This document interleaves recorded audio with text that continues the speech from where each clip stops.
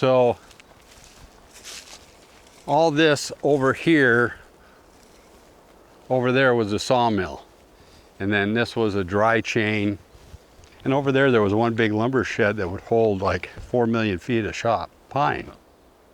But as you can see, when you lose your timber, you lose everything. This has been abandoned for 25 years. Incredible to see nothing but concrete and asphalt. It was a big investment, but not enough timber. That's Duane Vaagen. This used to be one of his mills. Back then, this place never stopped moving. Logs in, lumber out, families fed. A town built around the sound of saws. When the Republic Mill closed in 1999, it wasn't just boards that stopped moving. It was hundreds of jobs. Now, it's concrete and weeds. The strange part? The forest is still here. More than 5 million acres of it. Much of it overly dense and unhealthy. So what happened? To understand that, we have to go back.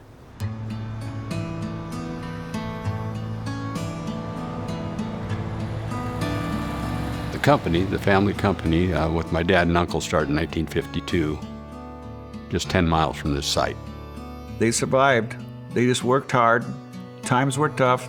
They were modest lifestyles. They didn't build really big houses or have the best new vehicles and stuff. You made do with what you had. Everybody did what they had to make the whole thing work every day and every night. So a lot of teamwork, a lot of hard work. The Vaagens worked hard and kept their crews busy, cutting and milling timber that helped build homes, towns, and cities across a growing post-war America. For a while, the future felt steady.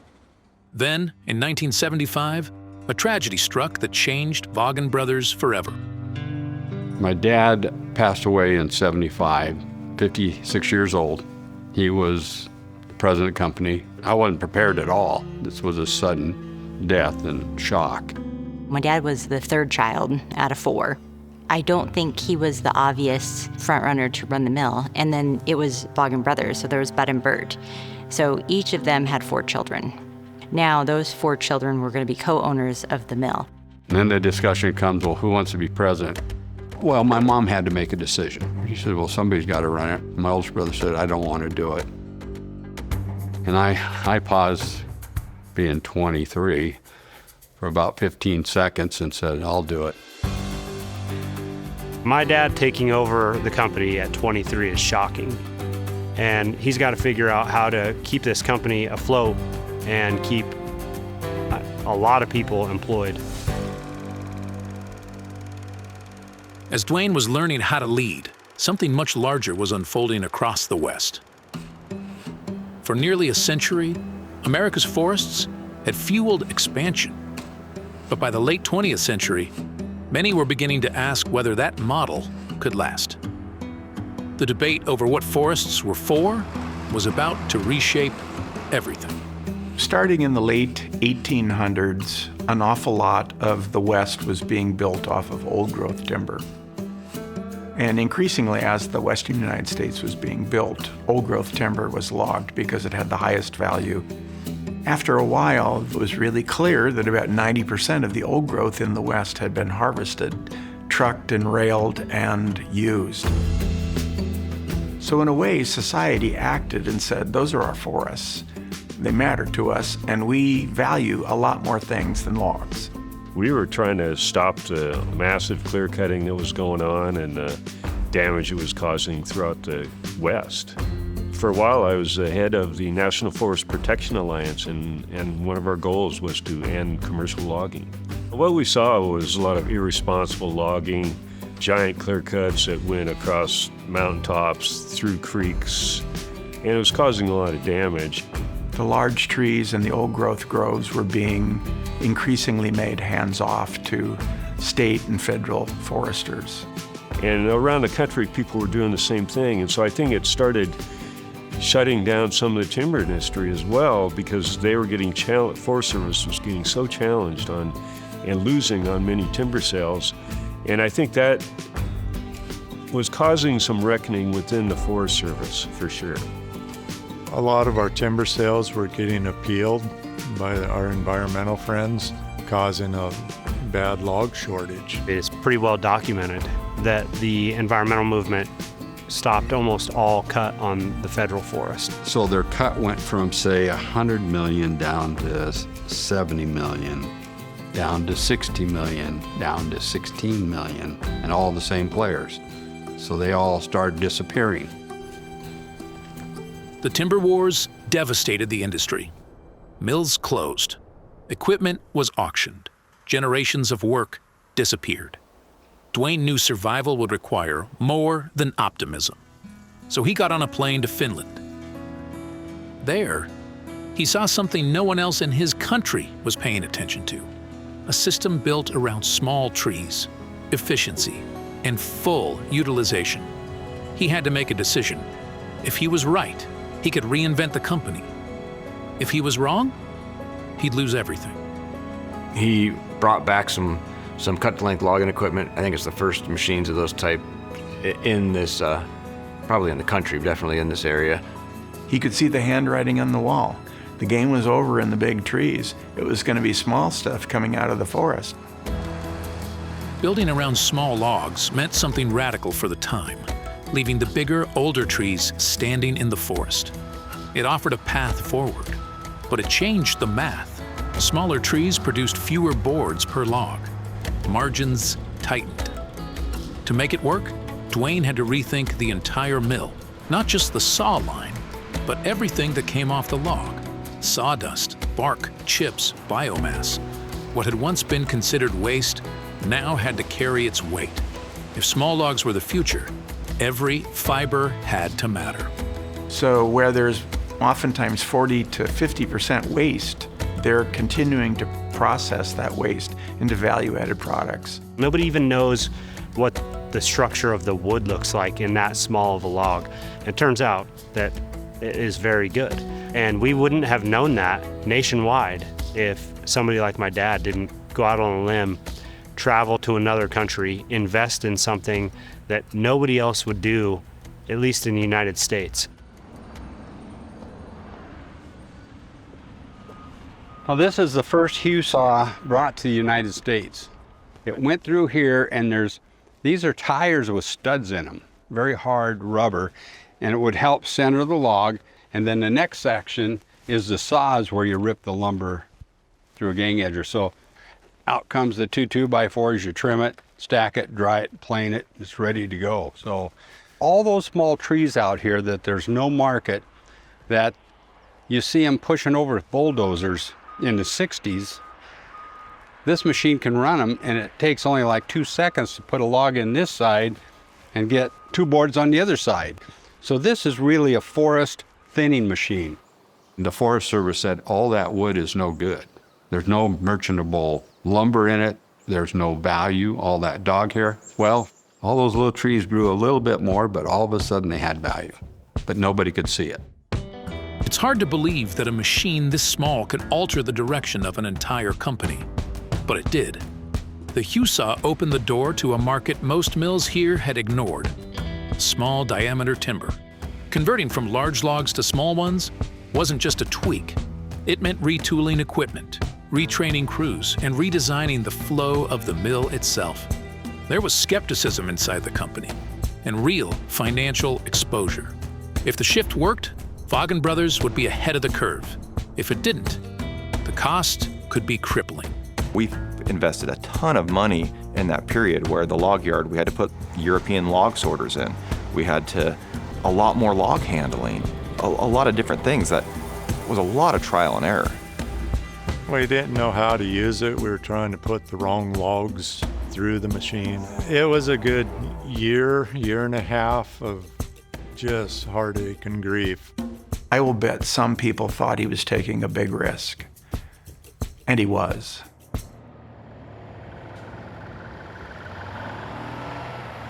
Even with the move to small logs, the timber wars were far from over. timber sales were still being litigated. Access remained unpredictable. Mills across the region went dark. The change in strategy helped, but it wasn't enough to steady everything. More hard decisions were coming. The industry was in free fall. In many geographies, we lost 80 to 90% of the sawmills. That change is a critical change. People weren't getting paid. We weren't able to pay the payroll for some time, which was hard.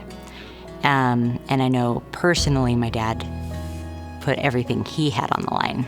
We couldn't buy timber sales. We were losing lots of money. People in Republic were upset we closed the mill, and I said, if we keep running it at this rate, we'll lose everything. And in 1994, that happened with Ione. And after enough pain, you made the decision in Ione, and then 1999, we made that decision in Republic. For him to make the tough decisions to shut other mills down to make sure that Colville survived was something that I know weighed on him a lot. The loss of mills was hard on everyone. Workers, families, entire communities that were built on timber. But while people were focused on survival, something else was changing more quietly. The forests were growing denser, more crowded, more out of balance. At first, it was easy to miss, until it wasn't.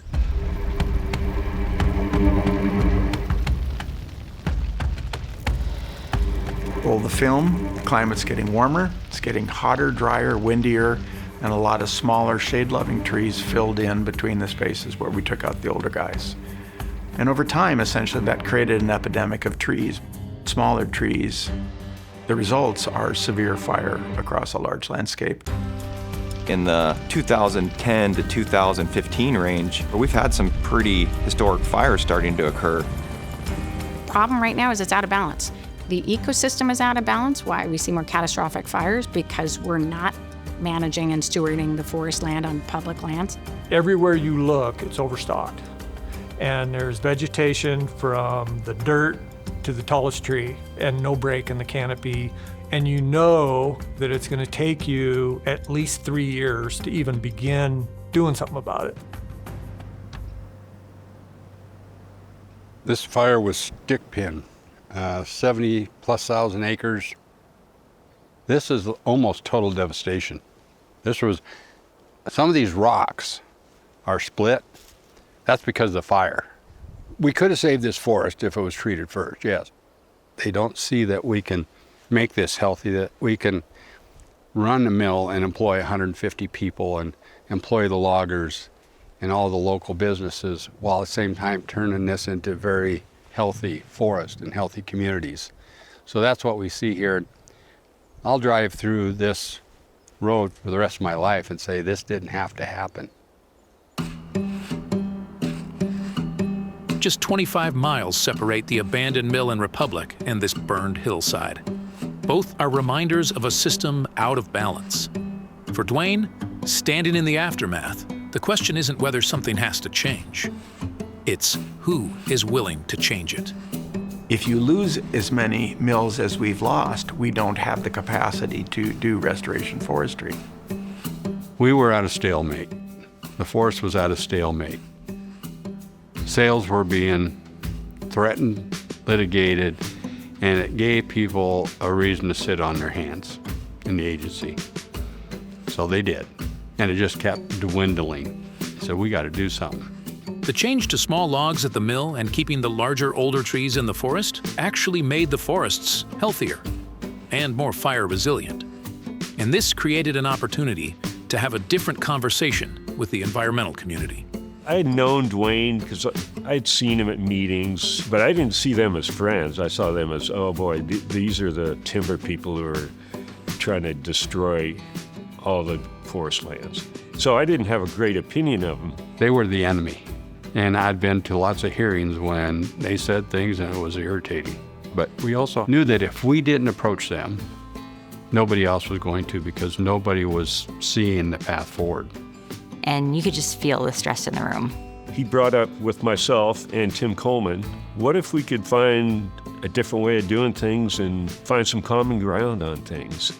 We wanted to stop the logging of large old trees. We wanted the size of the clear cuts, or openings, if you want to call them that, to be much smaller. And so did Duane. Duane was okay with that.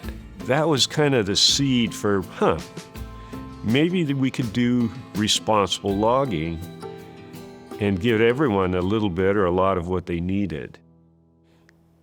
Let's give it a shot. That was the beginning of the Northeast Washington Forestry Coalition. Foresters, environmental advocates, industry, land managers, people who had spent years on opposite sides of hearings were now sitting at the same table. They didn't agree on everything, but they agreed the forest couldn't wait. Plans were drafted, projects were outlined. Consensus was possible. The problem wasn't vision, it was capacity. The scale of restoration needed across Northeast Washington far exceeded the staff and funding available to carry it out. Like 700,000 acres that we needed to treat. Well, if you look at that number of acres and how many acres you can do in a year, and with the organization we had, it was like 5,000 acres. Well, how long would it take you to treat 700,000, right? I mean, it's simple math. So we had to figure out a way, what can we do to get to a place where we can not only catch up, but sustain it? And I said, well, if we found people that could help you do the job, even from the outside, if they did all the work and you didn't have to pay for it, would that be okay? Oh yeah, we would do that. And I said, yes, we got to go to the bank and find some money. A to Z, Mill Creek A to Z was our first shot at trying to expedite to get to a place where we could sustain a healthy forest. A new way of doing business, and that's what we were always saying. NEW stands for Northeast Washington. Before a single tree can be thinned on public land, the Forest Service must complete an environmental review. It requires specialists, funding, and months, sometimes years, of analysis. The process is known as NEPA. It's thorough by design, and at the scale the forest now required, the agency didn't have the staff or funding to keep up. We're going to fund it. We're going to hope that there's enough timber available that becomes immaterial enough that those dollars don't matter that much. This is an enormous, enormous risk that we are taking. We're going to pay a third party up front for all the NEPA, for all the layout. I definitely thought that this was kind of an over-the-moon idea, for sure. Putting up the upfront costs to do that, not having the guarantee that we would get the wood. If you did it right and if people are on your side, you get your money back. If you didn't, you've just lost $1 million, at least. We don't have a mill if this doesn't work. And I think that that was probably really understood by the staff at that time. We just had to have faith that the pieces were going to fall into place and that everybody's going to look at that bigger picture like this has to happen. Once again, Duane risked everything on an innovative idea that could help save his company and the forest. What Vaagen Brothers did for the time and even today is utterly unique. With the company on the line, the environmental study was completed, allowing for over 30,000 acres of forest treatment, which would support the Vaagen Brothers mill for nearly a decade, all while making significant improvements to the forest. Duane was really the first to help engage in that space to show that this public-private partnership model is workable, doable, and will be successful. So when we came in here, the prescription was to thin the forest, but the benefits of all that was the improvement of fish passages, culverts and bridges, sedimentation, moving a creek, recreation, some building trails, definitely access to roads. We fixed a lot of roads and actually lots of bridges were rebuilt. This was a 10-year A to Z project, the #1. And while the mill thrived, and there were many other improvements to the forest, perhaps the single biggest impact from Duane's new way of looking at timber harvest was the significant reduction in wildfire risk. You know, if I could take the public to more awareness and understanding of how important it is that to save the forest, you do have to go into those forests and do the restoration work, do that thinning. A to Z and some of our other forest health work we've done on federal and private and state lands, I think are a model for it. Duane, who went and pushed that model And he's working to create a thriving company, a thriving economics, a thriving community, and a thriving environment.